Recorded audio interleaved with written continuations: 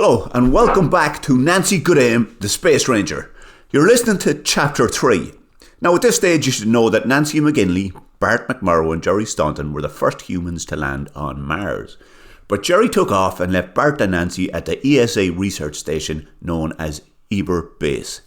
And a local Martian named Hobobble Gubbersnach came to warn them of a cantabular glimp on the loose and that they should leave the area and go to Mars City. On their way, they met a posse of Martians looking for the glimp, and Nancy was given a crossbow. Chapter 2 ended with Nancy, Bart and Hobobble hearing the glimp. Quick! Lie face down in the dirt behind those shrubs! Hiding won't help, Bart. It's sound and movement that attracts glimps. Did you not hear the sheriff? Said Nancy. I did, but he's a knob, and I'm not going to take a chance on the advice of a knob, so I'm taking cover. You two do what you want. Bart dived down into the dust. Nancy carefully and silently followed. Hobobble was last to take cover. They were lying prone beside each other, with the soles of their feet pointed away from the crater towards where Hobobble said Mars City could be found. It was now full daylight on Mars, but a low purple thorn bush hid them from the sight of anything at the edge of the crater. Nancy gripped the crossbow tight and pointed the riser towards where she imagined the glimp to be. She was shaking. If she was to take a shot now, only luck would guide it to the anterior vestibule of the creature. Hobobble must have sensed the fact that Nancy was upset, because he said, Don't worry, Nancy, they'll still be doing breakfast till well into the afternoon. Mars City is that sort of place. And on the plus side, the food is rotten, so if you die, you'll have missed out on nothing. Clack, clack, clack went the noise. It was faint, but distinctive. Bart raised his head enough to see over the bush and immediately ducked back down again. Is it there, Bart? Asked Nancy. It is. Can you not hear it? Replied Hobobble. I've been living on Mars my whole life, and that is definitely the most cantabular glimp-like noise I've ever heard. What else could it be? I wasn't asking you, whispered Nancy.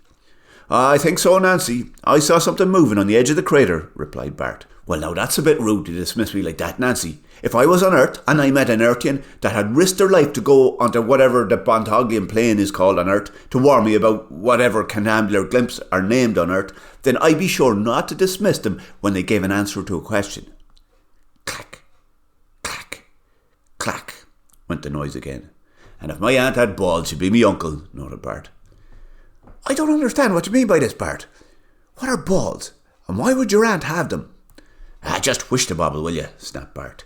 And Hobobble whished, or as close to whishing as he could manage to get to. Okay, I will, he said, but only because we are being stalked by a glimp, not because you told me to. Bart, Hobobble and Nancy lay in silence for some time. The clacking eventually began fading slightly. Bart looked up again. It was a tentative and slow look, and prompted him to say, I can't see it. Do you reckon the glimp is using the edge of the crater to track your buddies, Hobobble? You mean Budadaw and Gubbersnach and Elbron and Pudsnanker and Flirnt and Jemima and Arndlow and the deputy and the sheriff? Well, yeah, that lot. And the glimp is using the elevation to echolocate them. I don't know. What do you think? Well, if you don't know, what hope do we have? This is the first time either myself or Nancy have been stalked by a Martian glimp. A cantabular glimp, you mean? Quiet, snapped Nancy. The clicking grew louder, and Bart ducked back down, and Hobobble said, That glimp must have heard us. And Nancy said, Shut up! And all three went quiet. Now, if you're ever unlucky enough to be stalked by a cantabular glimp, you will know that it is about as terrifying as life can get. Whether the echolocation pulses can physically disturb the air or not is a question for science. But the effect is a thick soup of tension that gradually dulls your hearing until the rhythmic clack, clack, clack is the only thing on your mind and in your senses.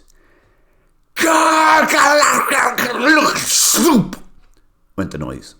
It shattered the tension and drowned out the sound of the glimp. An enormous rocket ship scorched a trail of smoke above the landscape. Its shape and colour was not unlike that of a mackerel. Well, a giant metal flying one. Jupiterians! Yelled Hobobble. Beams of light shot from the underside of the massive craft. Each one buried itself into the red dust, fizzled and disappeared. The lights created a pattern of holes in the ground as the rocket roared into the distance. "What are they doing?" yelled Bart. "Who knows? They're Jupiterians," replied Hobobble. Nancy found herself standing upright and pointing the crossbow in the direction of the rocket. It had been an instinctive move, something that happened before she realised. "Hey, there's no point shooting that thing at them," said Hobobble. "We tried, but it's like shooting an arrow against lightning." Nancy glanced nervously towards the edge of the crater as Hobobble spoke. He must have sensed her anxiety again, because he then said, "Hey, on the plus side, that'll put the markers on the cantabular glimp." "Can you be sure about that, Hobobble?" "Absolutely, I can be completely sure. I'd say probably a decent chance it's bolted back into the crater." Nancy looked back from the crater to where the Jupiterian spacecraft had just disappeared over the mountainous horizon. "That ship seems to have followed the trajectory Jerry was taking on the Shanlaika. Do you think they could be looking for us? Or him, Bart?" "Don't be paranoid, Nancy. Jerry is two ends of a pair of balls. What would aliens want with him?" Hobobble loudly cleared his throat.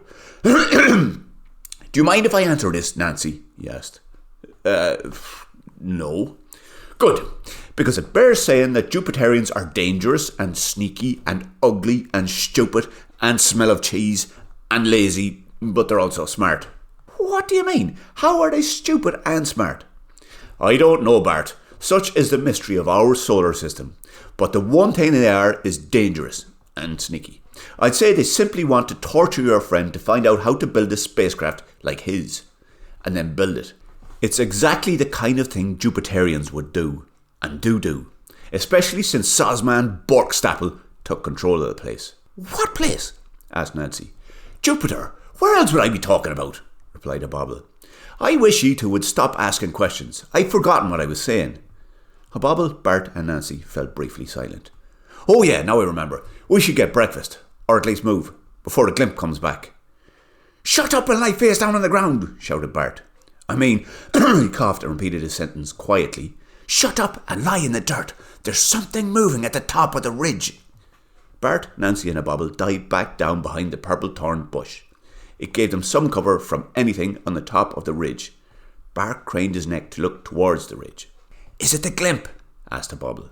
"No, it's that fat muppet of a deputy you have, and he's wobbling all over the place. I think he's drunk."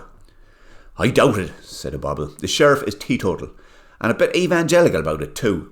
There's no way he'd let the posse bring drink, especially not while hunting a glimp." "Could he be injured?" asked Nancy. "Well, why don't you ask him? He's headed this way." The deputy's arrival at the spot where Nancy, Bart and Hobobble lay was heralded by several moans and groans. "I'd say he's injured," noted Bart. "Yep, definitely injured. His face is covered in blood." He knelt on one knee for a better look. "Not sure I give a shit," he added. Scrang! The noise was sharp and came from somewhere beyond the ridge.